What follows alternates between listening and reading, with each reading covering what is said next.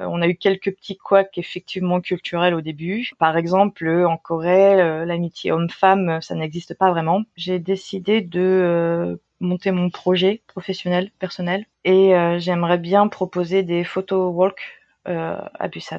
Donc c'est emmener les gens un peu bien sûr dans les lieux touristiques, mais un peu dans les lieux cachés, ce qui n'est pas forcément connu au niveau tourisme et qui permet de prendre de belles photos.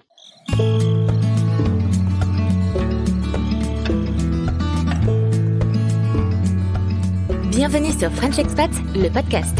Le podcast des voyageurs expatriés francophones du bout du monde.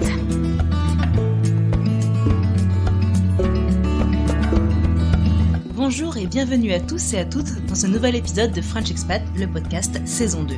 Moi c'est Charlotte, une des membres de la super team FELP et je vous parle depuis Brooklyn, New York. Je suis ravie de vous retrouver cette semaine.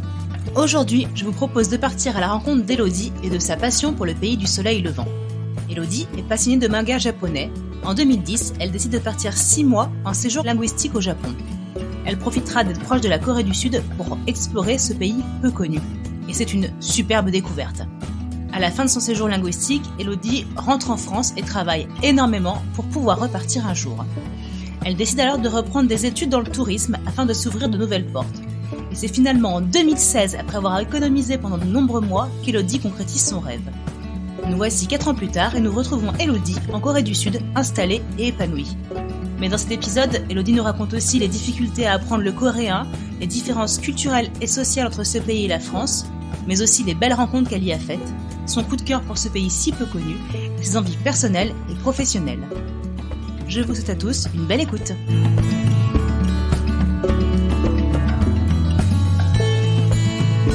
Bonjour Elodie, merci d'être avec nous pour ce nouvel épisode de French Expat, le podcast. Bonjour Charlotte. Alors Elodie, est-ce que tu peux nous dire d'où tu nous parles et qui tu es ? Alors je vous parle de Busan, en Corée du Sud. Je m'appelle Elodie, j'ai 32 ans. Je suis originaire d'une petite ville à côté de Caen en Normandie. Et là, ça va faire 2 ans et demi, bientôt 3, que je vis à Busan, en Corée du Sud. Waouh! Qu'est-ce qui t'a amené à partir en Corée ? Quel est le cheminement pour arriver à ce pays qu'on connaît pas beaucoup en fait ? C'est un peu long. Eh ben c'est parti. Ok. Donc en fait, ça a commencé. Donc j'ai fini mes études d'infographie et en 2010 et je suis partie une première fois au Japon pour un séjour linguistique. Donc je suis restée là-bas 6 mois pour apprendre la langue. C'est là que j'ai fait mon premier voyage en Corée du Sud en tant que visite. J'ai vraiment aimé mon séjour au Japon. J'ai rencontré une Française là-bas à l'école et on a décidé de se refaire 1 an en PVT au Japon ensemble. Donc D'accord. on a travaillé pendant 2 ans, 2 ans et demi, mettre de l'argent de côté. On est reparti pendant 1 an en 2013 au Japon. Donc ça s'est toujours bien passé. On a revisité une nouvelle fois la Corée du Sud. Le souci c'est que au Japon c'est un peu limité pour trouver du travail, surtout quand on n'a pas du tout d'expérience professionnelle. Parce que j'étais vraiment partie à la fin de mes études et après j'ai fait que des petits boulots qui étaient pas vraiment révélateurs. Donc voilà, l'année au Japon s'est passée, il a fallu rentrer à la maison et là-bas je me suis rendu compte que j'aimais vraiment bien échanger avec les gens, rencontrer de nouvelles personnes, apprendre de nouvelles cultures.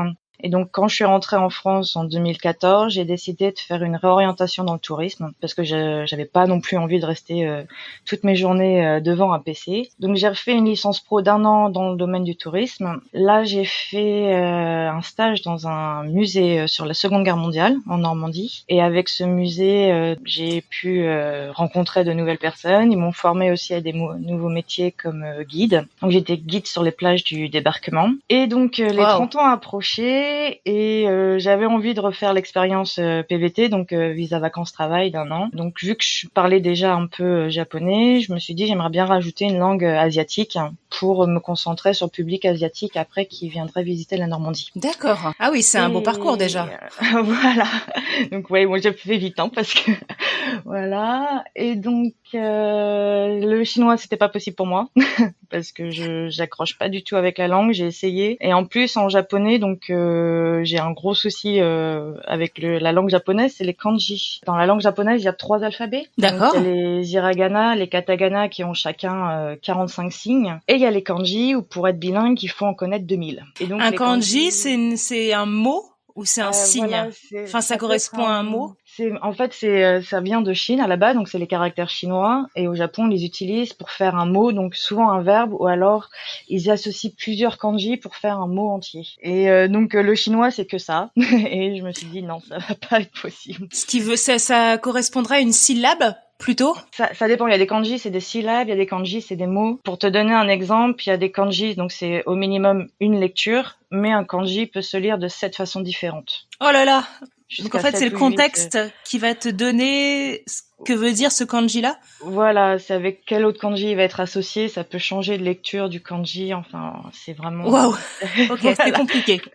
Voilà, c'est du boulot. Donc je savais parler bien japonais, mais au niveau de l'écrit et de la lecture, c'était un peu plus compliqué. Est-ce qu'on peut faire un tout petit bond en arrière et pourquoi t'as voulu apprendre le japonais? T'étais intéressée par la culture? Par la Oui, langue? alors voilà, depuis toute petite, je suis génération Club Dorothée, donc j'ai grandi avec les On animés connaît. à la télé, voilà. Et donc j'ai été bercée avec les animés japonais. Et à l'adolescence, j'ai commencé à lire des mangas, regarder des films, écouter la musique japonaise, m'intéresser de plus en plus à la culture et à l'histoire. Et donc c'était vraiment un rêve d'y aller. Et après mes études, je me suis dit, vu que j'avais étudié dans des petites villes, j'ai réussi à mettre de l'argent de côté. Et je me suis dit c'est maintenant ou jamais. Partir 6 mois comme ça, c'est maintenant. Et donc. Mais donc du coup, en fait, quand t'es partie au Japon la première fois, c'était vraiment juste pour découvrir la culture, pour découvrir le pays, la langue, mais c'était pas du tout un rapport avec les études que tu avais faites d'infographie? Non, pas du tout. Hein. C'était vraiment pour vivre mon rêve. D'accord. Et j'avais toujours voulu essayer d'apprendre le japonais, mais en France, c'est un peu compliqué par soi-même parce que y a pas forcément de grosses communautés japonaises là où je vivais. D'accord. Donc ça n'est jamais vraiment. En fait, je suis arrivée au Japon avec niveau manga, quoi. D'accord. Avec vraiment un petit vocabulaire. Un plus très spécifique du coup, qu'on retrouve dans les livres, Oui, pas général. c'est merci, au revoir, bonjour, manger, boire, ouais. Voilà quoi. Est-ce que tes études d'infographie, d'ailleurs, qu'est-ce que c'est exactement de faire de l'infographie? Alors donc en fait moi j'étais plus j'ai fait un DUT donc en communication. Et donc D'accord. là, on avait fait, c'était vraiment les cours très très larges. Donc on a fait de la programmation, on a eu des cours de Photoshop, d'InDesign, Illustrator, tout ça pour faire tout ce qui est vraiment création graphique. On a eu aussi des cours de montage vidéo, de 3D aussi. Et D'accord. voilà, donc tu vraiment peux très large. Finalement aller au Japon, ça avait aussi du sens. Le fait que tu n'aies pas beaucoup d'expérience professionnelle fait que t'as pas trouvé un travail là-bas, mais dans ta branche, t'aurais pu éventuellement trouver quelque chose finalement. Oui, ça aurait pu, avec un peu plus d'expérience, j'aurais pu peut-être trouver quelque chose. Et c'est vrai que là-bas, le graphisme est quand même très très important avec tout ce qui est animé, manga, tout ça. Toutes les pubs, j'imagine. Voilà, les pubs qu'il y en a beaucoup. Qui n'ont aucun sens parfois, souvent. Donc oui, voilà, c'est vrai qu'au niveau graphique, c'est très important. Puis ils ont aussi le graphisme, tout ce qui est traditionnel avec les estampes, tout ça, c'est quand même un pays assez graphique en soi, quoi. Ouais, oui. Du coup, tu y restes 6 mois et ces 6 mois là-bas, toute seule, t'es arrivée donc avec un petit pécule, on va dire, pour débuter, j'imagine, pour démarrer. Et tu t'es trouvé un logement toute seule. Comment t'as fait parce que tu t'avais quel âge en 2010? Du coup, en 2010, j'avais 22 ans. Oui, il y a 10 ans en arrière, 22 ans, donc faut trouver, avoir le courage, t'arrives dans un pays que tu connais pas, tu parles pas la langue, enfin, waouh, quoi. J'avoue que vu que en plus avec ma famille, on n'a jamais vraiment voyagé, donc c'était vraiment, j'ai eu 2 voyages scolaires avec l'école, mais c'est à l'étranger, mais c'est tout. Donc c'était, certains me disent que j'étais un peu folle de faire ça, mais je suis passée. Moi, je te trouve courageuse. Merci. Donc je suis passée par un organisme en fait à Paris qui s'était chargé de me trouver l'école et le logement. D'accord. Donc tu partais quand même avec vraiment le but apprendre la langue. Voilà, oui, c'était vraiment mon objectif. Et pour la petite histoire, je devais avoir une navette qui venait me chercher à l'aéroport quand je suis arrivée. Et en fait, le problème, c'est que les jours je crois que c'est comme aux États-Unis en fait. Nous, on fait jour, mois, année, et eux, c'est mois, jour, année. Oui, voilà. Enfin, oui, non, eux, c'est année, mois, jour. Encore plus. Voilà. Et du coup, j'étais prévue pour genre le 9 janvier 2010, mais donc du coup, ils ont compris le 10 janvier et bah il y avait personne à l'aéroport pour la navette. Comment t'as fait? Alors au début, j'étais tellement fatiguée que j'ai même pas paniqué en fait. Et j'ai vu un monsieur avec une pancarte pour une école. Et je me suis dit bon, il y a peut-être eu un souci, c'est peut-être mon école en fait qui avait un nom différent au Japon. Donc je vais le voir et je lui demande, il fait ah non c'est pas moi, mais je vois de quelle école vous parlez. Il fait bah allez faire une annonce au bureau d'information et donc en anglais tout ça. Oui voilà, alors sachant que moi mon niveau d'anglais était aussi pas terrible non plus encore à ce moment-là. Donc je vais faire l'annonce et tout, il se passe rien et puis bah avec la fatigue, je me pose sur un banc. Ah non, entre deux, j'ai acheté une carte de téléphone pour essayer d'appeler l'école. Le problème, c'est que quand j'ai mis la carte, bah, ça parlait tout en japonais et impossible de passer un coup de fil.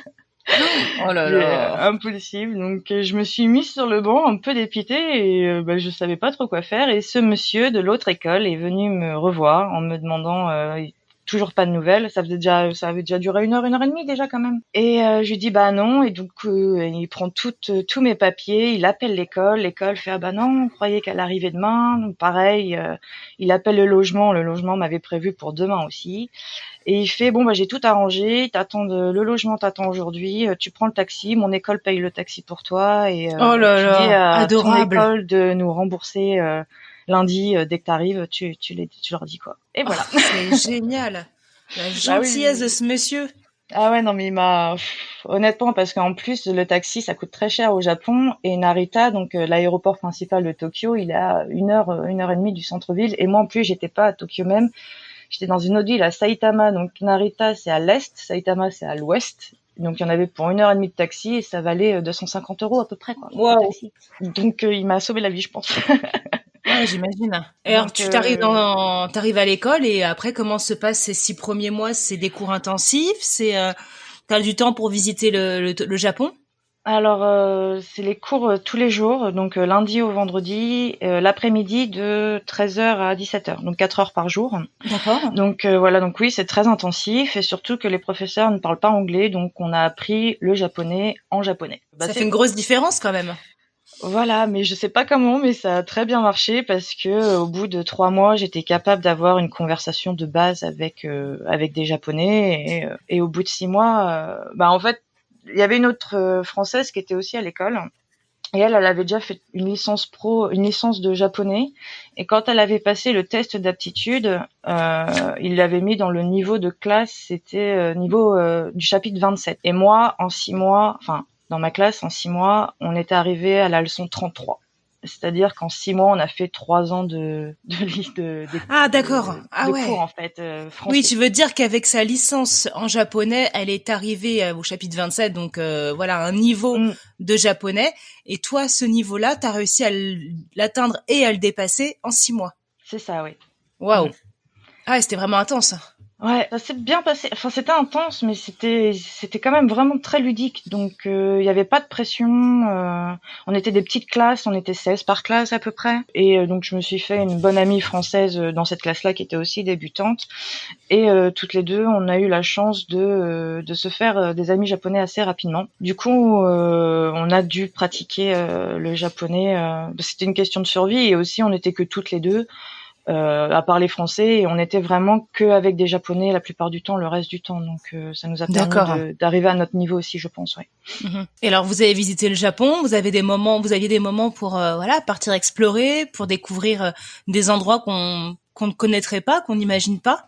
Alors pendant les cours, c'était un petit peu difficile.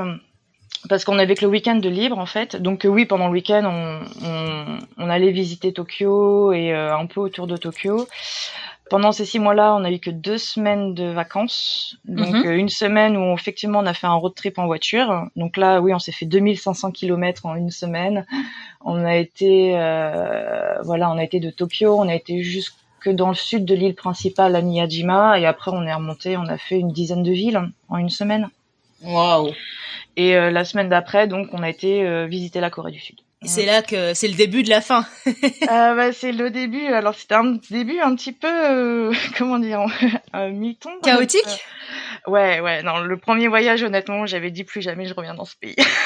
C'est vrai? Pourquoi? Ouais. Bah, en fait, alors on se remet pareil en 2010 et à ce moment-là, en Corée du Sud, ils avaient pas encore beaucoup de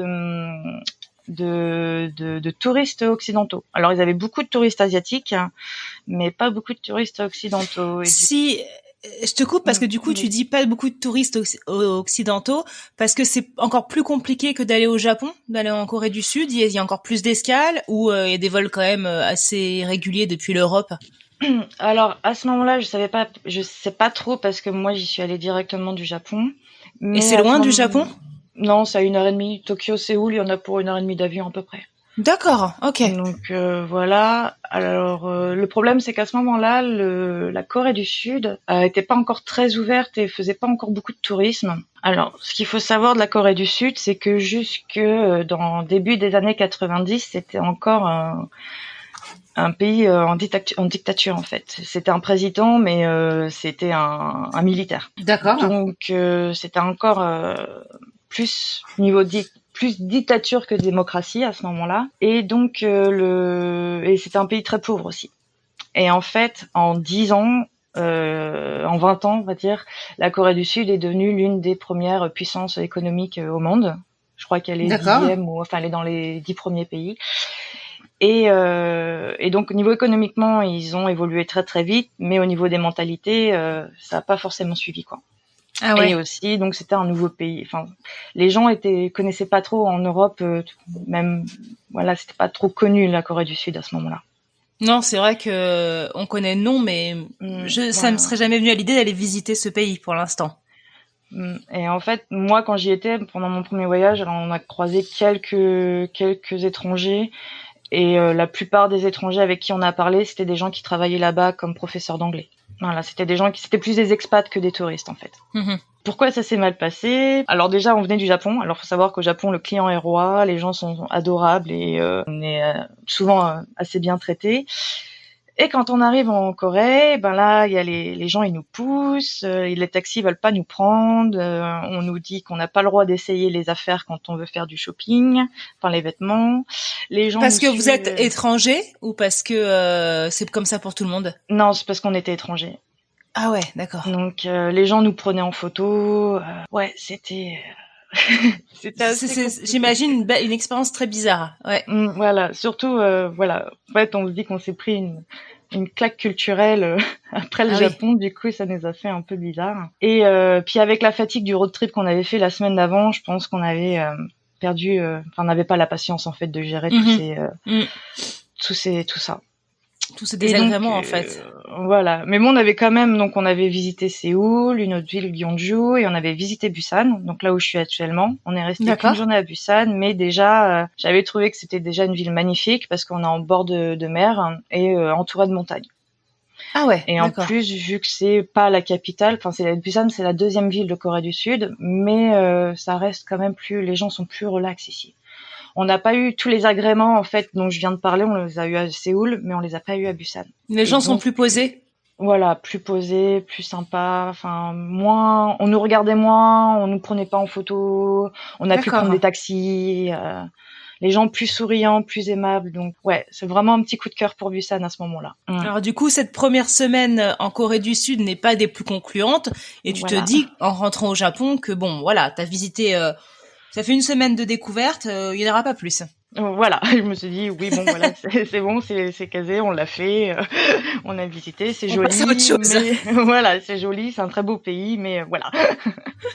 Ok, tu rentres au Japon, tu finis ton année, t'es 6 mois d'apprentissage de la langue, et tu rentres en France. Dans quel état d'esprit?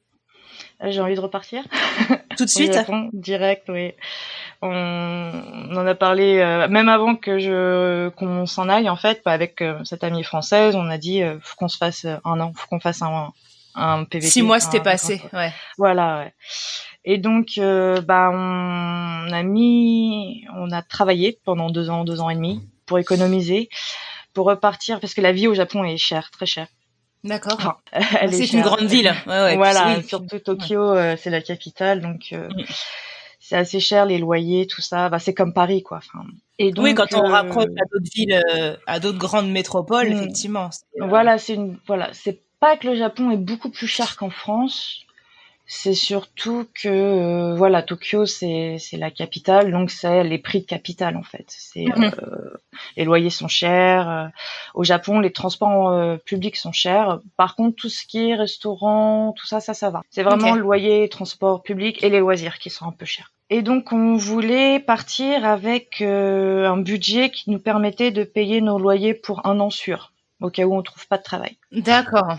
Okay. Voilà. Oui, parce qu'un PVT, c'est permis vacances-travail. On en a beaucoup parlé pour ceux qui sont au Canada. Mais du coup, au Japon, c'est la même chose. Il faut que tu arrives avec une somme d'argent pour pouvoir vivre au début et prouver que voilà, t'as de quoi tenir. Mais après, tu trouves pas de travail, c'est pas grave. Et puis sinon, tu t'es là pour visiter. C'est ça, oui. Donc, sachant qu'au Japon, donc pour le moment où je l'ai fait, donc en 2013, le PVT, il fallait minimum 2500 € minimum pour avoir le visa. Et il vérifie ça? Comment il vérifie ça? Bah, faut qu'on imprime nos relevés bancaires. Voilà, relevés bancaires. Mais donc, après, tu pourrais avoir utilisé cet argent entre-temps. C'est ça qui est... oui, voilà. Mais au moment du visa, faut prouver qu'on a ce montant-là. Et les tickets aller-retour. D'accord. Ok. Oui, pour prouver que tu restes pas après illégalement sur le territoire. Ouais. Que tu sois sûr que tu puisses repartir. Mais attends, mais ça veut dire qu'il faut que tu aies des billets pour presque 2 ans plus tard? Enfin, 1 an? C'est 1 an de PVT que tu as fait? Oui, 1 an. Alors, nous, on est partis au Japon en janvier 2013, et on a fait la demande en novembre 2012, du coup. Donc, on n'avait pas les 1 an. On avait acheté nos billets d'avion juste avant d'aller à l'ambassade en novembre. Donc, on partait 2 mois après. D'accord. Mais pour le tu dis, il faut le billet retour aussi ou pas forcément? C'est pas obligé, mais il faut plus d'argent sur son compte bancaire. D'accord. Mais nous, on avait pris le billet retour parce qu'un aller simple pour le Japon, ça coûte. C'est plus cher. Voilà, qu'un aller-retour. Et après, fallait décaler le retour en fait. Donc, oui, d'accord. Voilà. Ok. Oui. Je comprends. Je me disais mince. Enfin, c'est. Oui, pardon, j'étais peut-être pas très claire. Non, c'est pas toi, mais je me disais quand même, c'est pas pratique pour ceux qui font la demande du PVT parce que si c'est 1 an, 2 ans, c'est 1 an. Combien de temps tu peux rester sur le territoire? Ah, c'est 1 an. Au Japon, c'est seulement 1 an, ouais. Ok, donc très bien. Et sachant que nous, on s'est pas pressé non plus parce qu'on savait que les quotas pour le Japon étaient jamais remplis, donc c'est pour ça qu'on l'a fait 2 mois avant. D'accord. Donc du coup, voilà, vous faites la demande en novembre 2012 et vous décollez pour janvier 2013. C'est ça, ouais. Ok.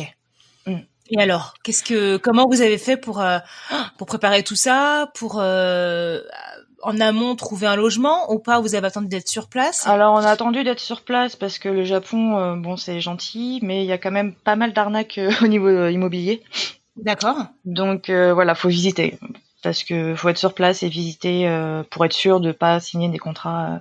Vous aviez pris un hôtel pour les premiers jours, le temps de donc on était en guest house, voilà. On était dans une auberge de jeunesse pendant 2 semaines.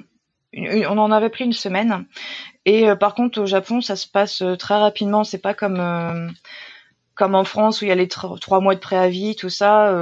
Par exemple, nous, on a visité, donc on est arrivé la première semaine, on a trouvé notre logement au bout de 4 jours et on a emménagé 4 jours après. Donc en 8 jours, en 8 jours, on avait trouvé un appartement et on avait emménagé.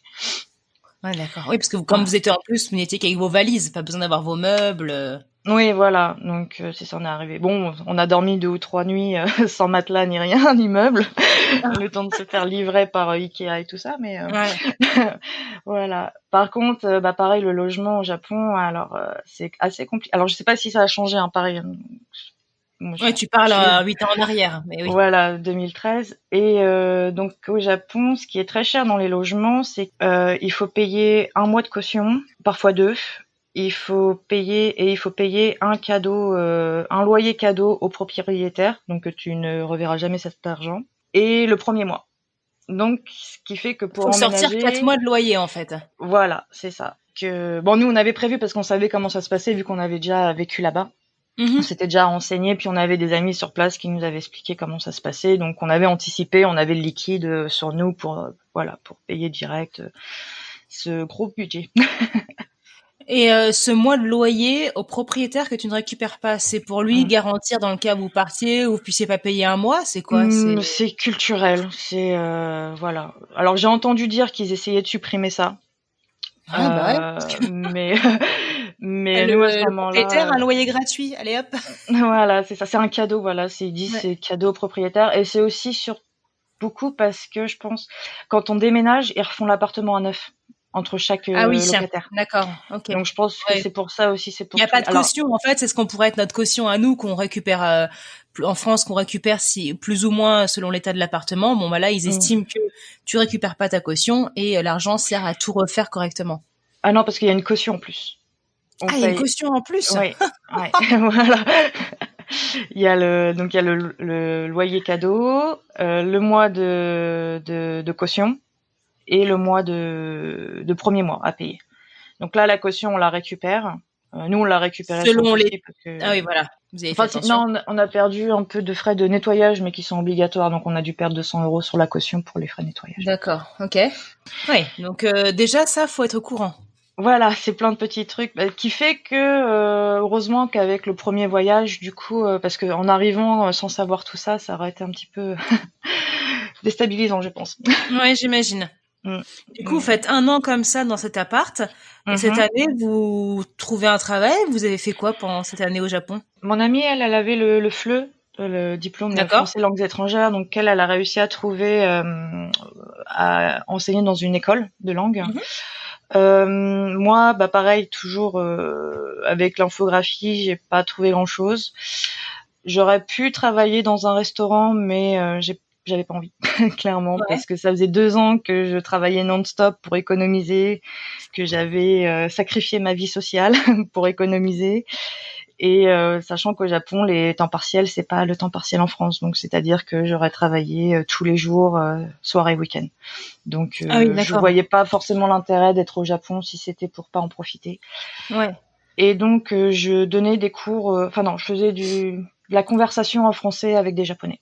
Donc Mhm. j'avais entre 5 et 10 élèves par semaine à peu près, et ça me payait les à côté en fait, vu qu'on avait assez d'argent pour le loyer. C'est ce qui payait les à côté D'accord. pour de sortie, tout ça. Ah, c'est bien. Du coup, t'en profitais à fond. Voilà, je m'étais dit, voilà, j'avais sacrifié 2 ans et donc j'étais au Ouais. Japon pour vraiment profiter et voilà. Et puis bah, j'avais vraiment cherché du travail intensivement les 6 premiers mois et je voyais qu'ils cherchaient surtout, bah, en tant que Français, ils cherchaient surtout des masters en marketing, business, des ingénieurs, tout ça, donc ce qui n'était pas du tout mon profil. Mhm.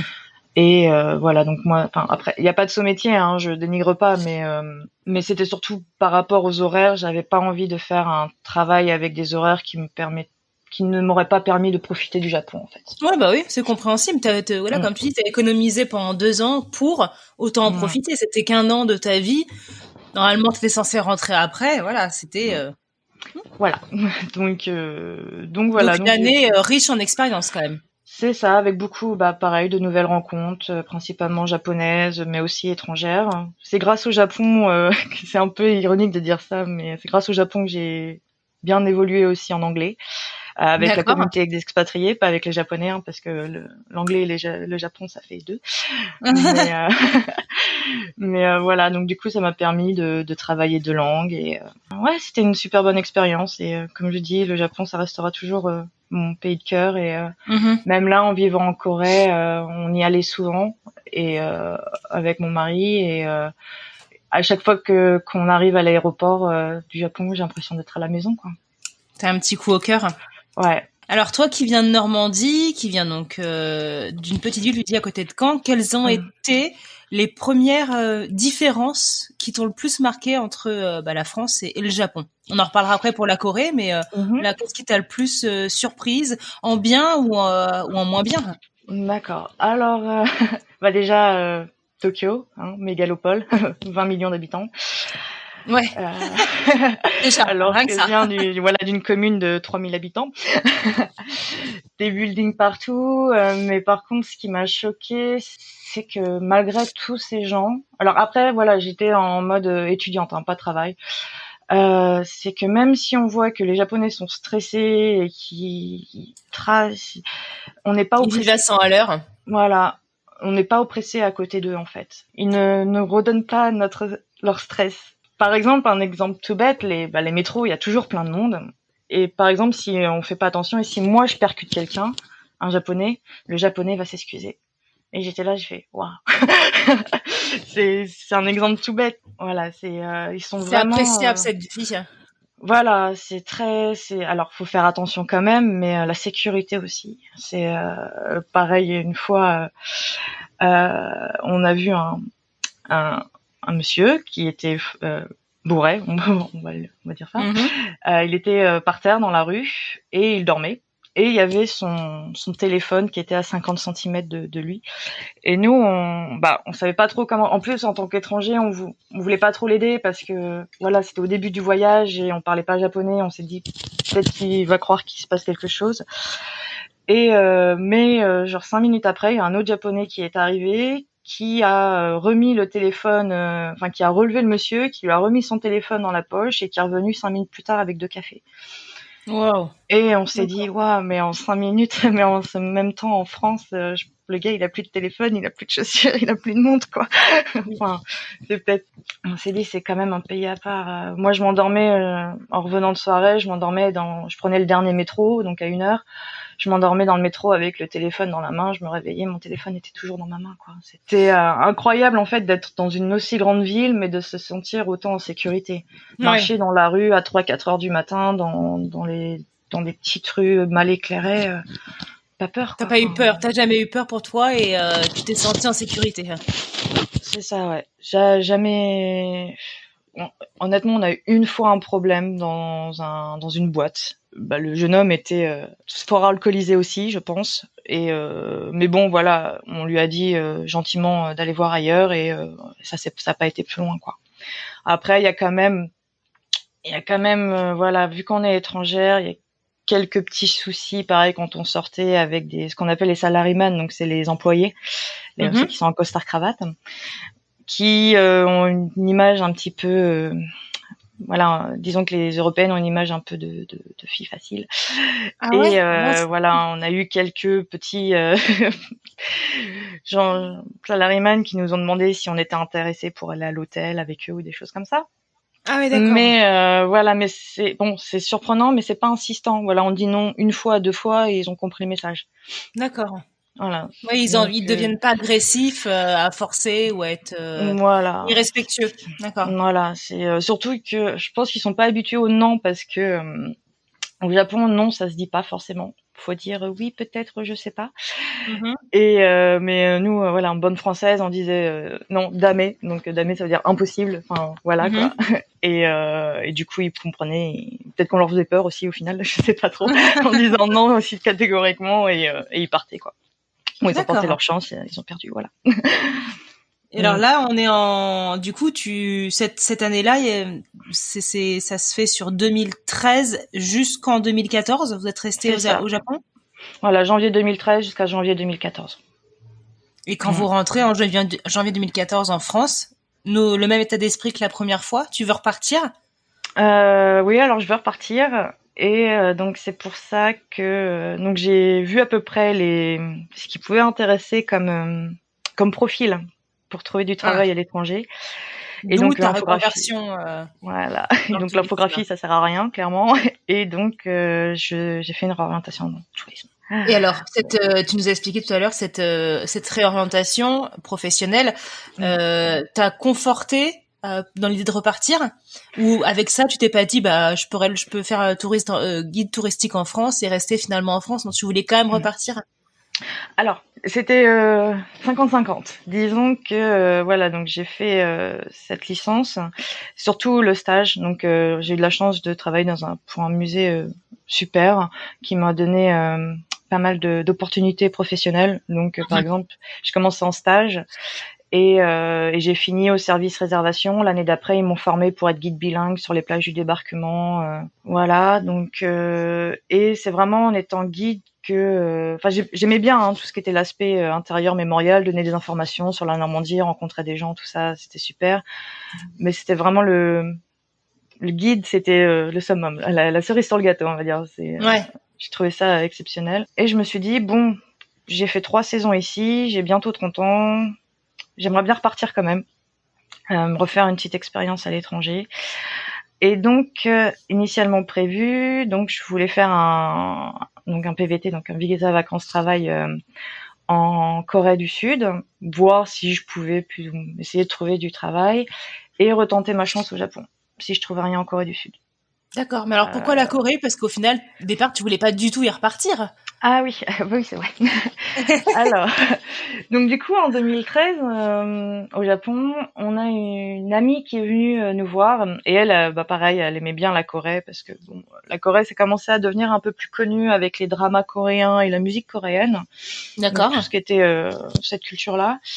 Et elle a dit, je vais aller en Corée. Et donc, avec l'ami avec qui on était déjà partis 3 ans avant, on fait oui, bon. Puis en y repensant, on s'était dit qu'on avait eu pas mal de mauvaises expériences, mais à froid, on s'est souvenu, dans le métro, on est resté 10 minutes devant un plan de métro qui était tout en coréen et on savait pas quoi faire. Et il y a plein de personnes qui se sont arrêtées pour nous demander si on avait besoin d'aide. Il y a eu quand même Vous avez des retrouvé choses. le positif. Voilà. Après, à froid, on s'est dit bon, c'était pas si terrible que ça. On était fatigués, ça nous a peut-être un peu trop tapé sur les nerfs, et on s'est dit on va retenter.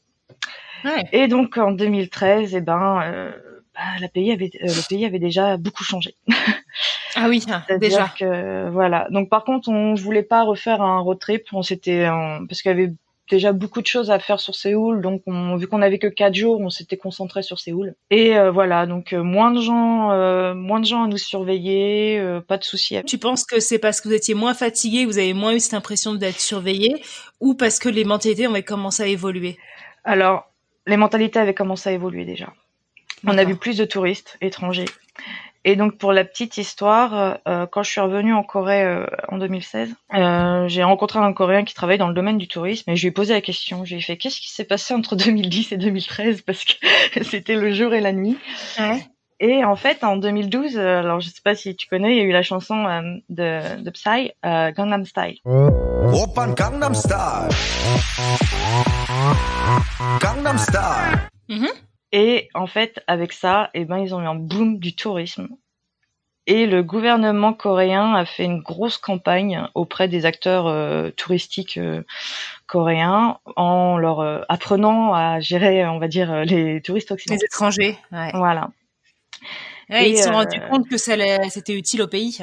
Ouais, voilà, ils se sont dit, hop, il y a peut-être quelque chose à faire là-dessus. Et du coup, mais moi, ça m'a quand même impressionné, quoi. En 3 ans, bon, forcément, il y avait la fatigue en moins, mais c'était quand même beaucoup moins oppressant.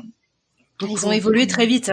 Ouais. On a déjà vu une grande différence à ce moment-là. D'accord. Et donc, comme ce voyage-là s'est bien passé, je me suis dit, je tenterais bien la Corée. En plus, j'aimais bien la phonétique coréenne parce que pareil, je regardais des dramas coréens et tout ça, et j'aimais bien la langue phonétiquement, ça me plaisait bien. Et en 2016, je suis repartie 1 mois donc à Busan en test, pour voir si je pouvais vivre 1 an en Corée, pour voir si ça me plaisait vraiment. Donc ce mois-là s'est bien passé. Donc j'ai fait du volontariat dans un café linguistique. Donc je sais pas si tu vois ce que c'est. Pas tellement. En gros, donc ici ils appellent ça English Café. Et donc il y a des Coréens qui payent un abonnement au mois, on va dire, et ils peuvent venir dans ce café. Et il y a des étrangers qui sont là pour leur parler en anglais. D'accord. Voilà. Et donc ça, j'ai fait ça en volontariat, et en échange, on était logés et nourris. Ok. Enfin, gratuitement. Voilà. Oui. On parlait avec des Coréens et on était logés et nourris. Et donc, en plus, ça m'a permis de parler avec des Coréens, de rencontrer des gens dans un cadre qui n'est pas touristique. Et mon coup de cœur pour Busan s'est vraiment confirmé à ce moment-là. Et donc, j'ai dit, voilà, le PVT se fera à Busan. Et facile à obtenir? Pareil, donc les quotas sont jamais atteints non plus pour la Corée du Sud. Pareil, il faut un minimum sur le compte pour le compte en banque. C'est une durée d'1 an maximum. Alors la Corée du Sud a un truc en plus, c'est que on peut pas faire la demande de PVT plus d'1 mois avant le départ. Je sais pas si je suis claire. Disons que voilà, on peut pas dire je pars dans 2 mois ou 3 mois. Non, faut dire. Tu vas faire en décembre pour partir en janvier. Voilà. Donc je sais pas pourquoi ils ont cette règle-là, surtout que quand on reçoit le visa, en fait, c'est marqué qu'on a 1 an pour entrer dans le pays, comme tous les autres PVT, je crois. Mais à l'ambassade, si on vient avec nos papiers et qu'on part dans 2 mois, ils vont dire non, revenez dans 1 mois, quoi. D'accord. Ouais, c'est Donc bizarre. un petit coup de pression quand même parce que moi du coup je voulais aussi apprendre le coréen, donc je m'étais inscrit à la fac, donc en cours de langue, et donc fallait payer la faculté, tout ça, avant d'avoir le visa. Ah ouais, d'accord. Donc même si les quotas sont pas rencontrés, on se dit bon il y a toujours un risque. Ouais, de Ouais. pas être prise. D'accord. Et au final ça s'est bien passé, donc j'ai fait ma demande en octobre et je suis partie fin novembre 2017 à Busan. Et alors, t'arrives là-bas en 2017, tu trouves un logement. Là, cette fois, tu pars toute seule. T'as pas de copine Ouais. avec toi, t'as pas d'amis. Voilà, C'est je vraiment, repars toute seule. Et alors, comment tu fais? Comment tu t'installes? Quelles sont tes priorités en arrivant sur place? Bah pareil, j'avais rééconomisé pour toujours les un an de loyer, mais cette Ah oui. fois-ci, comme ça s'était bien passé avec là où j'avais fait mon volontariat la première année, et qu'en plus ce café était situé à 5 minutes à pied de la fac où j'allais étudier, je suis retournée là-bas. D'accord. Donc dans ce English Café. Donc j'étais logée, nourrie et pareil du lundi au vendredi, 3 heures par jour, j'allais parler avec des Coréens et j'avais les cours de coréen le matin. Donc pareil, D'accord. 4 heures de cours. Ouais, donc tes journées étaient bien remplies. Et puis Oui, on quand peut même. dire que au niveau de la langue, tu parlais plus français au final. Ouais, mais par contre, du coup, d'être dans ce café d'anglais, ça m'a pas servi pour apprendre le coréen. Ah ouais. Ouais. Ouais, bah oui.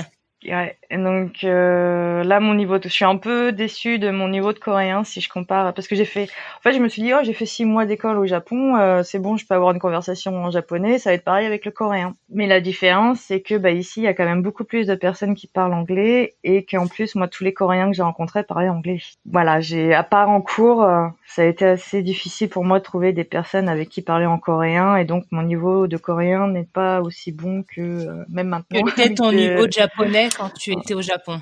Voilà. Et Ouais. c'est un peu un regret, mais bon, ça m'a fait économiser des sous. Et puis c'est aussi à ce café que j'ai rencontré donc Min, qui est devenu mon mari. Ah, d'accord. Donc pour Ouais. ça que tu n'es jamais rentrée. C'est ça. Voilà, c'est à cause de lui. Comment ça s'est passé cette rencontre? Donc j'étais au café en train de travailler et on s'est rencontrés 3 jours après que je sois arrivée. Ah oui. Donc D'accord. oui, très, très rapide. Donc au début, pendant quelques semaines, on est plus en mode amis. Enfin, moi, je sentais qu'il y avait un petit truc. Lui, je savais pas trop. Les autres personnes qui le connaissaient depuis plus longtemps que moi me disaient mais si, il y a un truc, il est différent avec toi qu'avec les autres. Et puis voilà, donc pendant un mois, on sort plus en mode ami et il y a un moment, donc la veille du réveillon du Nouvel An, voilà, on a eu une Vous passez le soirée cap. et voilà, et je savais plus trop sur quel pied danser avec lui, donc du coup, je lui ai demandé ce qu'il voulait. Puis voilà. Et voilà. Et 4 ans plus Et tard, voilà. vous êtes mariés. Voilà. Donc, Alors, il y a une petite question. Est-ce que il savait, toi, au départ, que tu devais rester qu'un an en Corée quand vous êtes rencontrés? Donc, est-ce que pour lui, c'était quelque part la découverte, j'ai une copine européenne, une petite amie européenne, mais est-ce qu'il se voyait déjà, ou en tout cas à la fin de cette année de PVT pour toi, rester plus longtemps avec toi et continuer quelque chose? Je suis peut-être un peu indiscrète, hein. Tu me dis stop. Mais en fait, en tête, je me dis, est-ce que avec la différence de culture, sa famille, comment elle a pris le fait que qu'il soit avec une européenne? Est-ce qu'il y avait un frein par rapport à votre histoire? Comment vous avez réussi à passer au-dessus? Eh bien, en fait, donc lui, déjà à la base, quand on a commencé la relation, il devait partir de Busan et aller à Séoul. D'accord. Et donc on s'était dit bon, on va voir ce que ça donne. Donc honnêtement, je pense qu'on a tous les deux, on a commencé la relation pas vraiment optimiste sur la durée. On s'était dit bon, voilà, on s'aime bien, on va tester et on va voir ce qui arrivera. Okay. Finalement, il est pas parti sur Séoul. C'est pas de ma faute. Hein. C'est son projet qui a été annulé. Il est pas parti sur Séoul et donc du coup on a continué notre relation. On a eu quelques petits couacs effectivement culturels au début. Par exemple, en Corée, l'amitié homme-femme, ça n'existe pas vraiment. Donc il appréciait pas forcément que j'ai des amis hommes, on va dire. Il te le faisait remarquer, il te le disait ou? Oui, voilà, il était comment ça se fait que tu parles autant avec lui de choses privées, enfin voilà, il comprenait pas forcément pourquoi, comment on pouvait être aussi proche en tant que. Alors, avec les Coréens, ça passait pas du tout. Si j'avais des amis coréens hommes, avec les étrangers, il a réussi parce que du coup, vu que lui aussi, il a rencontré d'autres étrangers dans ce café d'anglais, il a compris, voilà, que en Europe, à l'étranger, c'était normal d'être ami avec les deux sexes, quoi. Enfin, D'accord. qu'il y avait pas de souci. Et donc au départ, on pourrait dire que sa mentalité était quand même moins ouverte qu'elle ne l'est aujourd'hui. Oui, alors plus ouverte quand même qu'un Coréen de base. D'accord. Parce qu'il m'a pas fait non plus des grosses crises de jalousie. Hein. Il m'a jamais interdit de rencontrer mes amis, tout ça. C'est juste qu'il comprenait pas en fait. Voilà, il est quand même de base, il était quand même déjà un peu différent qu'un. Je vais pas généraliser, mais qu'un Coréen de base, on va dire ça comme ça. Ouais, non, mais je vois très bien. C'est pas ça que je te posais la question. C'est est-ce que faut peut-être être ouvert d'esprit pour oser braver un peu les différences culturelles et puis oser, parce que comme tu dis, il y a encore 20 ans en arrière, c'était un pays qui était replié sur lui-même, donc pas évident pour eux. Voilà, c'est vrai que quand je compare notre dynamique de relation avec des amis ou des personnes que je connais qui sont avec des Coréens un peu plus coréens, on va dire ça comme ça, on n'a pas du tout la même dynamique et de toute façon, je pense qu'avec un Coréen de pure souche, j'aurais pas pu. Ça aurait pas fonctionné. Non, ça aurait pas fonctionné. Ils sont gentils, hein. Disons que la Corée, ça reste un pays patriarcal encore. Ils aiment bien avoir une femme jolie et qui travaille, c'est bien, mais une fois que il y a le mariage et les bébés, si on pouvait rester à la maison, ça serait mieux, quoi. Et donc moi, Min, Min, c'est son prénom. Hein. Voilà. D'accord. Il est pas du tout comme ça. Moi, de toute façon, je lui ai dit clairement dès le début. Je lui ai dit de toute façon, si on reste ensemble, si ça va plus loin, voilà, moi je me vois pas rester à la maison, il me faut un travail. Et je lui avais même dit au début de la relation, non, au milieu de relation, hein, parce qu'au moment où on se dit je t'aime, tout ça, où on commence à prendre des décisions, j'ai dit oui, on est bien ensemble, mais si j'arrive pas à trouver un travail qui m'épanouit dans ce pays, je ne sais pas si je pourrais rester ici. D'accord, ouais, ça avait été clair tout de suite. Voilà. Et lui, il comprenait tout à fait, et je pense qu'il aime bien, du coup que je ne sois pas non plus comme les autres. Voilà. Que tu sois donc Min est heureux que tu sois européenne finalement, et qu'avec tes différences et tes qualités d'européenne, tu lui apportes de nouvelles choses. Voilà, c'est ça. Parce que du coup, je suis sa première petite amie étrangère. Et il a fallu qu'il s'adapte aussi quand même, hein, mais comme je me suis adaptée. Et mais au final, on a réussi à trouver un équilibre et ça se passe plutôt bien. Avec sa famille aussi, vous avez réussi à trouver un terrain d'entente? Alors pour être honnête, j'ai pas encore rencontré ses parents. D'accord, mais pas de souci. Mais c'est pas du tout. Alors sa famille est au courant, hein, ils savent qu'on est mariés. C'est juste que même dans sa dynamique de famille n'est pas du tout traditionnelle en fait. D'accord, ce qui explique son ouverture d'esprit, j'imagine. Voilà, c'est pareil. Sa mère travaillait, sa mère était indépendante. Et là, en fait, donc nous, on vit pas du tout dans la même ville que ses parents. Alors la Corée du Sud, hein, c'est pas très grand. Hein. Pour faire Busan-Séoul, il y en a pour 3 heures de TGV, et c'est du nord au sud. Mais pour eux, c'est loin en fait. Et il dit oui, mais mes parents sont loin, tout ça. T'inquiète pas, on les verra un jour. Je fais ouais, ça serait bien qu'on les rencontre. Et en plus, ses parents, ils sont à la retraite et on va dire qu'ils profitent de leur retraite là. Donc ils savent, ils ont vu des photos de moi, tout ça, ils sont au courant. Il leur rend visite de temps en temps? Alors non, même lui, ça fait 3 ans qu'il les a pas vus là. D'accord. Oui, ok. Oui, donc c'est même pas le fait qu'il aille les voir sans toi, il les a pas vus. Voilà, c'est vraiment la dynamique de la famille, alors qui n'est pas du tout coréenne, hein, là-dessus. Et d'un sens, ça m'arrange, parce que je vois quelques posts passer sur les groupes de femmes d'épouses de Coréens, et les belles-mères coréennes, ça n'a pas l'air d'être forcément la joie. Ah mince. Ok. Voilà. Donc Mais alors du coup, pour votre mariage, vous êtes mariés pour que tu puisses rester? C'était quoi c'était parce qu'à la fin de ton PVT, il fallait que tu rentres, donc c'est une solution? Alors moi, mon PVT, du coup, il s'est terminé en novembre. Alors, je suis un peu perdue avec les dates. Novembre 2018. Et donc là, je me disais bon, on avait prévu de rentrer en France à Noël ensemble pour qu'il rencontre ma famille et tout ça. Et donc je m'étais dit bon pour l'instant, je fais un visa run. Donc tu sais, faut sortir du pays pour rentrer et avoir un visa de 3 mois. D'accord. Un visa de Touriste. touriste de 3 Ok. mois, voilà. Ok. Et donc du coup, j'ai dit bah voilà, le mois de novembre, décembre, je fais ça, et quand on reviendra en janvier, je me réinscrirai, je reprendrai des cours et je demanderai un visa étudiant. On avait parlé un petit peu du mariage, mais sans trop Entrer dans les détails. dans les détails, voilà. Et en fait, on rentre en France, il rencontre ma famille, mes amis. Bah, au réveillon de Noël, au moment des cadeaux, bah, il me fait une demande en mariage. Oh là là. Devant ta famille, tout le monde. Voilà, oui. Waouh. Donc je m'y attendais vraiment pas. Ah bah j'imagine. Parce qu'on en avait parlé un peu, mais vraiment pas. Et du coup, voilà, bon, ça s'est surpris un peu tout le monde aussi, mais tout le monde était content parce que bah, ça s'est vraiment bien passé avec ma famille. Par contre, pour le coup, bon, un petit souci de langage parce que bah lui, il parle qu'anglais. Dans ma famille, il parle pas forcément anglais, encore moins coréen. Donc, le fait que je traduise tout le temps pendant 2 semaines. mais, mais bon, ça s'est bien passé et bah, tout le monde était content. Et j'ai dit oui et je suis rentrée, donc on est rentrés ensemble en Corée. J'ai fait des visa run pendant 9 mois du coup, parce que le temps de faire les papiers administratifs, les rendez-vous à l'ambassade, tout ça pour faire, parce qu'il faut faire la publication des banques comme en France, donc faut qu'on ait un rendez-vous à l'ambassade pour qu'ils fassent publier les banques, pour que j'ai mon certificat de mariage, d'aptitude au mariage, des choses comme ça. Est-ce qu'ils sont plus tatillons, ils vérifient plus si c'est pas un mariage blanc? Est-ce qu'il y a toute une recherche sur le couple? À l'ambassade de France, du coup, on a eu un entretien tous les deux, donc où elle nous a posé quelques questions pour savoir voilà quand est-ce qu'on s'était rencontrés, tout ça. Donc ça, c'était pour avoir le certificat d'aptitude au mariage, pour moi que je puisse me marier.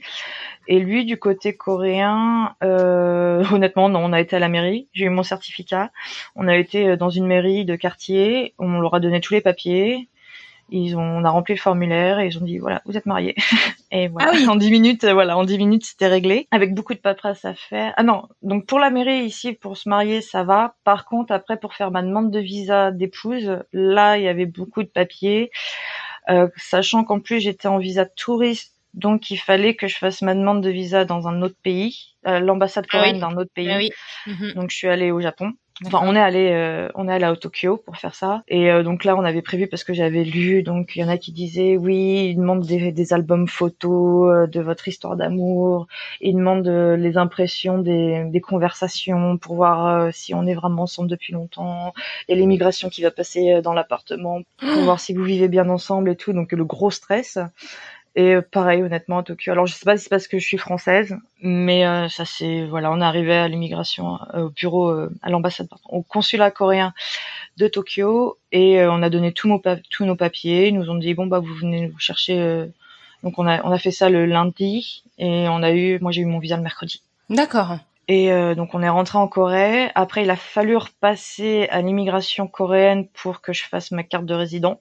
Donc là, pareil, ils auraient pu demander plein de preuves et en fait, bon, on y est retourné encore une fois tous les deux. Il a donné tous les papiers, ils m'ont même pas parlé. Ils m'ont dit, vous recevrez votre carte dans 2 semaines. J'étais là, Ah ouais, comme ça. Bah voilà, voilà, beaucoup de stress et au final, ça s'est bien passé. Par contre, oui, j'ai une autre amie qui s'est mariée, elle qui est espagnole et qui s'est mariée à un Coréen, et par contre, ils m'ont demandé d'imprimer 100 pages de conversation, de messages, quoi.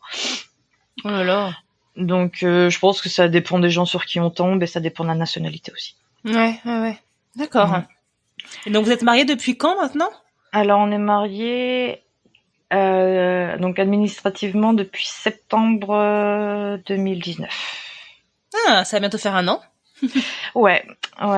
Donc, on n'a pas encore fait la cérémonie parce que moi, je voulais que ma famille, mes amis certains de mes amis voulaient venir. Donc, je lui avais dit, bon, il faudrait au moins prévoir 1 an pour que les gens puissent économiser, mettre suffisamment de côté pour le voyage et placer les vacances, tout ça. Donc, on avait prévu ça pour printemps. On prévoyait de prévoir ça pour printemps 2021. Mais du coup, on va reculer encore d'un an avec le virus, tout ça. Voilà. Ouais. Comment ça se passe, bien sûr. Voilà, parce que 1 an, donc ça serait dans 1 an, ça reste loin, mais bon, vu la situation actuelle, on préfère ne rien organiser. Bien sûr, et ne pas avoir à tout annuler ou à déplacer par la suite. On s'est dit, on va tout décaler de 2 ans directement, et comme ça, pas de prise de tête, quoi. Vous êtes beaucoup impacté, comme tu dis, par rapport au virus, vous, en Corée? Oui, quand même, mais moins que... On a beaucoup moins de cas que dans d'autres pays. Donc, je crois qu'on est à 11 000 cas maintenant, sur une population de 70 millions. Non, 50 millions, pardon. 50 millions, on a 11 000 cas. On n'a pas eu de quarantaine. On n'a pas eu de confinement. Mais par contre, ils ont fermé les écoles, les musées. Là, les écoles ont rouvert il y a 2 semaines à peu près. Mais par contre, on avait toujours le droit de sortir. Enfin, ils nous ont conseillé de pas sortir. Moi, honnêtement, je suis pratiquement pas sortie pendant 2 mois quand même. Et de toute façon, pendant 2 mois, les rues étaient quasiment vides sans qu'il y ait besoin de faire un confinement. Par contre, à l'arrivée du printemps, avec les cerisiers en fleurs, tout ça, bah là, les gens, après 2 mois à ils l'intérieur, ils ressortent. voilà, surtout qu'il y avait pas vraiment de loi qui interdisait aux gens de sortir. Donc la vie a repris. Au niveau économique, bah pareil, surtout que moi, bah voilà, je commençais à travailler dans le domaine du tourisme, donc comment te dire que Ouais, ça c'est un peu un point mort. Voilà, moi je suis très impactée. Aussi, je faisais de l'infographie pour une école pour l'Alliance française de Busan, donc eux ils ont dû fermer pendant 2 mois, donc pareil, pas de boulot de leur côté. Moi, mon mari, il a une start-up, donc lui, il se faisait livrer tout ce qui était matériel de la Chine, donc vu que la Chine était fermée, bah il recevait rien il a rien reçu pendant 2 mois. Ouais. Pas de composants électroniques, tout ça. Donc oui, il y a quand même économiquement, il y a quand même eu un gros impact. Par contre, niveau maladie, ils ont assez bien restreint parce que, alors je sais que c'est quelque chose qui fait débat ailleurs, mais ici ils ont ils appellent ça le tracing. C'est-à-dire le traquage. Donc c'est-à-dire que dès qu'il y avait des cas, les gens étaient informés de où les personnes avaient été. Et du coup, ils testaient tout le monde. En fait, en Corée, très rapidement, je crois que en fait, au début, jusqu'à mi-février, on n'avait pas beaucoup de cas. Il y avait une 30aine de cas. Et il y a eu un problème avec une dame d'une religion qui est très proche du mouvement sectaire, qui était infectée. Et elle a été à une cérémonie. Et du coup, en 2 semaines, il y a eu un bond de 30 cas à 7000 cas. D'accord, ouais, parce que tous ceux qu'elle a pu croiser ont croisé aussi des personnes et après ça a été escalade. Voilà. Et donc déjà à partir de ce moment-là, je crois qu'ils étaient à 10 000 tests par jour. Ils testaient 10 000 personnes par jour déjà. D'accord. Donc ils ont réussi à bien contenir quand même, bien contenir ça. Après il y a les problèmes, comment ils appellent ça, de liberté individuelle. C'est ça par rapport. Mais honnêtement, on reçoit des messages d'alerte, donc qui dit, nous à Busan, voilà, il y a un nouveau cas de coronavirus. Donc patient, en fait, on n'a pas les noms ni rien. C'est patient numéro 130, résident dans le quartier untel, tel âge, féminin ou masculin. Et après, ils listent les lieux où ils ont été. Mais voilà, il n'y a pas d'informations plus personnelles que ça. C'est juste se dire bon bah voilà, dans tel je sais pas moi, du 13 mars au 15 mars, cette personne s'est déplacée là. Si vous aussi vous étiez là, bon bah peut-être avez-vous été en contact, donc voilà, c'était ça. Okay. Voilà, c'était surtout comme ça. Et en plus maintenant, toutes les informations des anciens, de ceux qui sont rétablis là, elles ont été supprimées. On peut plus les retrouver. D'accord. Ouais, bah oui. Ok. Voilà. D'accord. Et toi, tu disais que du coup, suite à ça, tu as été impactée dans ton domaine professionnel parce que qu'est-ce que tu fais en vivant à Busan? Tu as trouvé un emploi? Comment tu vis? Alors du coup, je pouvais pas travailler jusqu'à septembre dernier vu que j'avais pas de visa, j'étais en touriste. Ah bah oui. Et voilà, donc. C'est donc le mariage qui a débloqué ça? C'est une fois que tu as fait ta demande? Okay. Parce que pour revenir rapidement sur les visas, c'est vrai qu'on a accéléré le mariage aussi pour une question de visa en étant honnête, parce que en Corée c'est difficile d'avoir un visa comme dans beaucoup de pays asiatiques. Il y a soit les visas étudiants, soit les visas de travail. Mais le souci pour avoir un visa de travail, c'est que il faut au minimum une licence. Donc ça encore ça va, mais le problème c'est que les entreprises coréennes doivent prouver à l'immigration qu'ils ne peuvent pas embaucher un Coréen à ta place. Donc que tu as une valeur ajoutée. C'est vrai que ça serait plus facile de trouver du travail dans les startups. Le souci c'est qu'il y a une autre règle, c'est qu'une entreprise doit avoir 5 employés coréens pour un employé étranger. 5 employés coréens, d'accord. Ok. Pour pouvoir employer un étranger. Et donc quel qu'il soit. Voilà. Un étranger européen, asiatique, peu importe. Mais Voilà, oui. Et qui a aussi une licence, enfin tous les autres critères. Mais et donc bah voilà, pour se faire sponsoriser un visa de travail, c'est pas facile. Sauf si encore une fois on est dans les profils ingénieur, master, tout ça. Et donc voilà, donc on a un peu précipité aussi le mariage, enfin le visa de mariage pour ça. Après ça, donc une fois que j'ai eu ce visa d'épouse, ça s'appelle comme ça, là j'étais déjà en relation avec l'Alliance française. Et donc j'ai commencé à travailler en freelance avec eux à partir du moment où j'avais le visa pour faire de l'infographie, donc pour faire tous leurs affiches, leurs flyers de programme, tout ça en fait. D'accord. Donc il y avait ça, et j'étais aussi j'étais en contact avec des agences de voyage pour être alors pas guide mais accompagnateur. C'est-à-dire d'être avec des touristes français sur Busan et les aider un petit peu à naviguer dans la ville en fait, et en parlant de ma vie d'expatrié ici. Donc ça, j'ai eu le temps de faire 2-3 tours avant le virus quoi. Et mais depuis, il y a plus du tout de touristes. Il y a plus de travail, ouais. Voilà, donc il y a plus de travail. Mais c'est vraiment ce que je veux faire du coup. Alors j'ai dit accompagnateur et pas guide parce que pour être guide ici, il faut passer en concours. Donc c'est mon objectif final. C'est un concours, c'est une licence de guide. Ah d'accord. Voilà, c'est un concours qui est une fois par an où on a interrogé sur l'histoire, la culture et la loi coréenne, et tout en coréen. Ok. Voilà. Donc c'est pas pour tout de suite, hein. J'espère dans 5 ans en étant optimiste. Puis c'est surtout le côté loi, d'être interrogé sur la loi coréenne en coréen qui va poser souci, je pense. Faut reprendre des cours dans ce cas-là? Comment ça se passerait? C'est une école? Moi, je continue d'apprendre le coréen par moi-même. Je continue aussi des cours une fois par semaine avec une prof. Et pour l'instant, je me forme toute seule à l'histoire coréenne. Et une fois que je maîtriserai plus le coréen, là, je peux aller dans une académie pour former en fait à ce concours-là, en fait, qui nous prépare à ce concours-là. Mais là, vu mon niveau de coréen, ça sert à rien que je commence maintenant parce qu'ils vont tout parler en coréen, donc je vais pas cerner, je vais pas comprendre.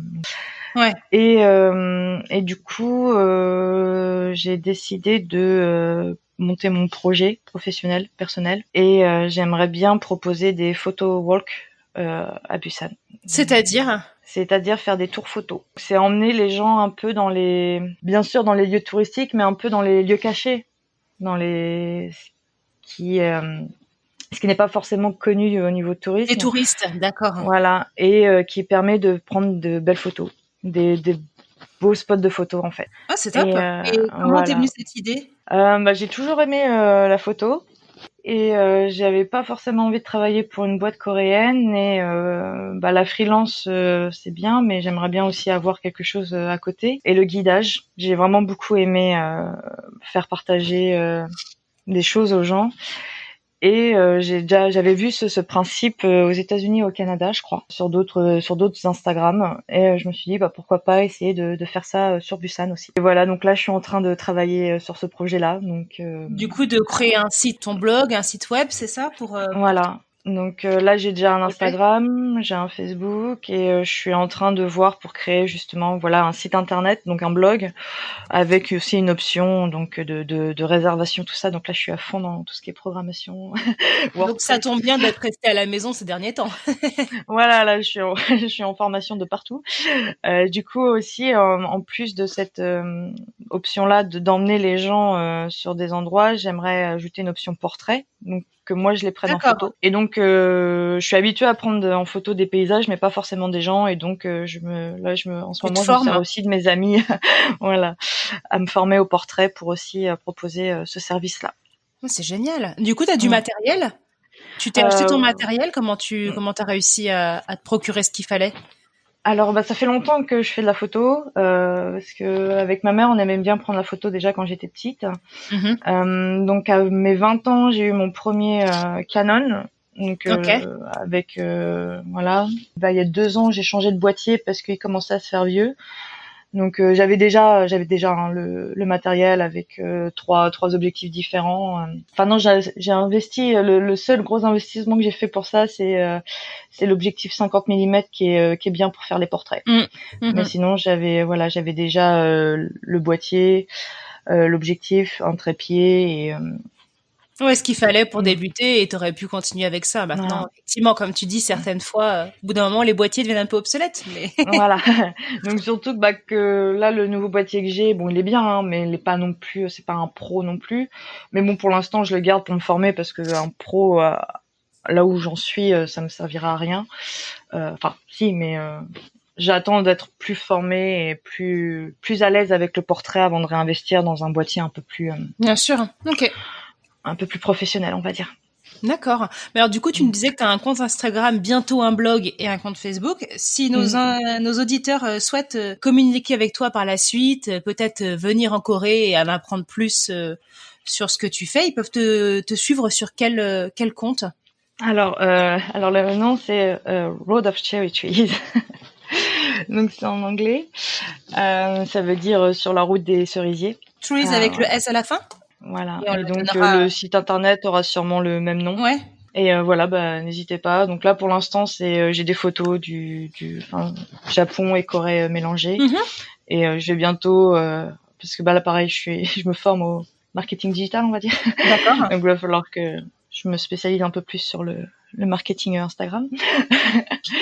Mais voilà, donc il y a déjà pas mal de photos là. Et pareil, si les gens ont des questions, qui prévoient de venir à Busan, ils peuvent me contacter directement là-dessus.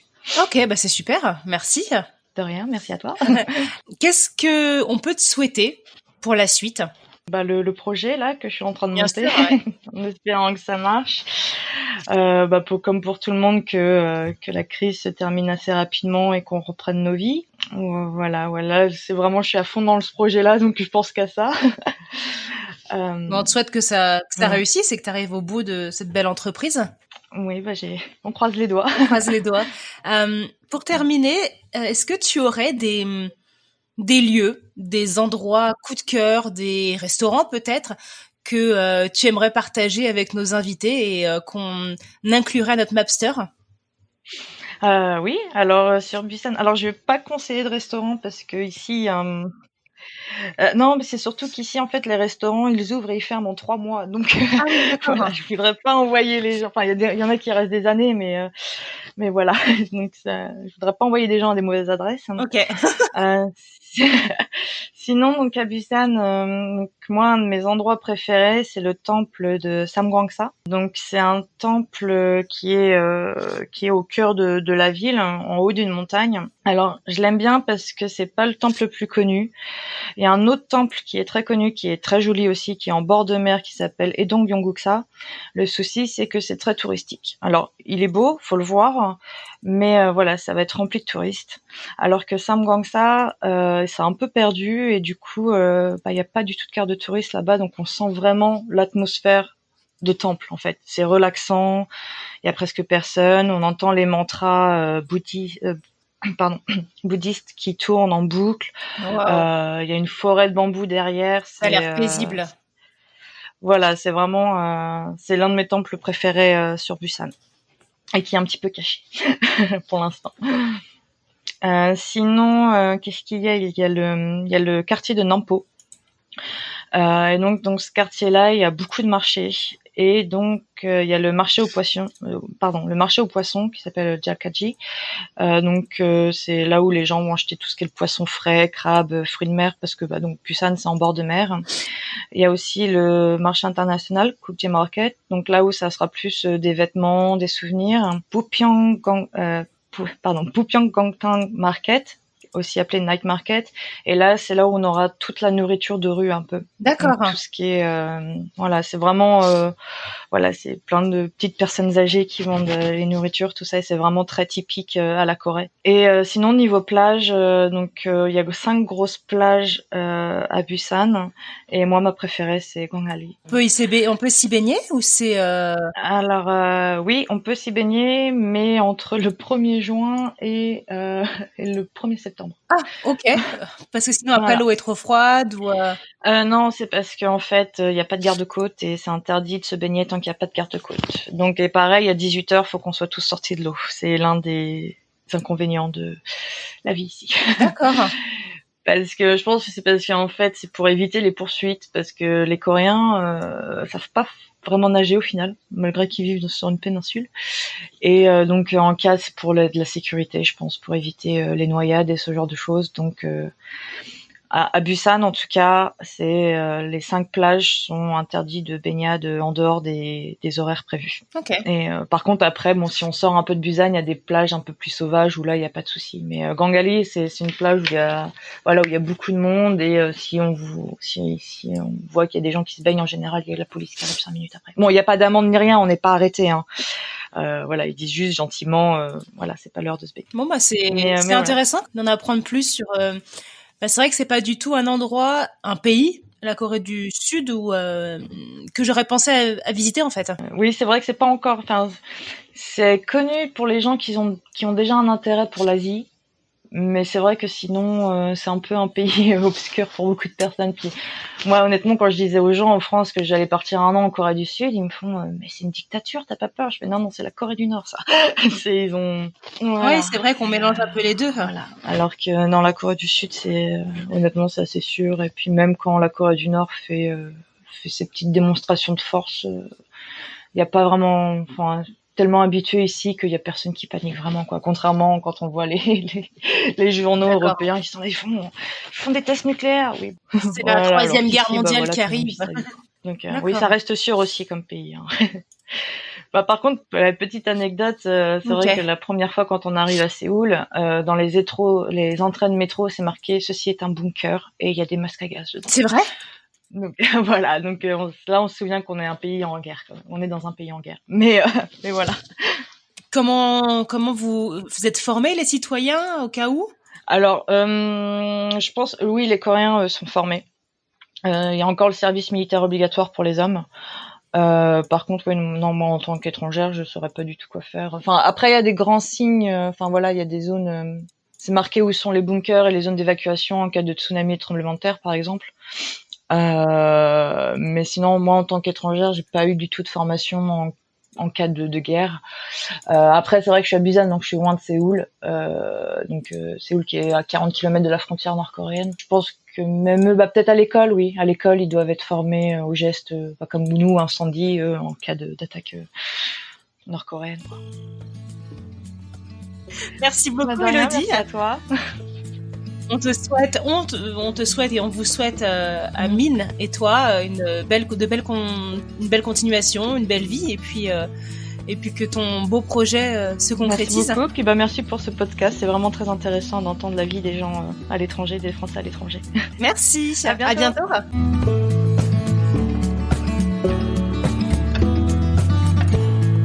Et voilà, c'est la fin de ce tout nouvel épisode. Merci à notre invité d'avoir accepté de témoigner à notre micro, j'espère que cela vous aura plu. Si vous souhaitez nous aider à grandir, vous pouvez vous rendre sur votre plateforme de podcast préférée. Apple, c'est le must, pour nous mettre de nombreuses étoiles et nous laisser un avis. Cela aide le podcast à gagner en visibilité et pour nous c'est encourageant et ça nous motive à nous dépasser et à vous proposer des épisodes toujours plus géniaux. Si vous souhaitez discuter de cet épisode, rendez-vous sur les réseaux sociaux, sur LinkedIn, Facebook et Instagram. Retrouvez la vignette de l'épisode et venez échanger avec l'équipe, notre invité et même entre vous auditeurs. Vous êtes une communauté géniale et nous vous en remercions.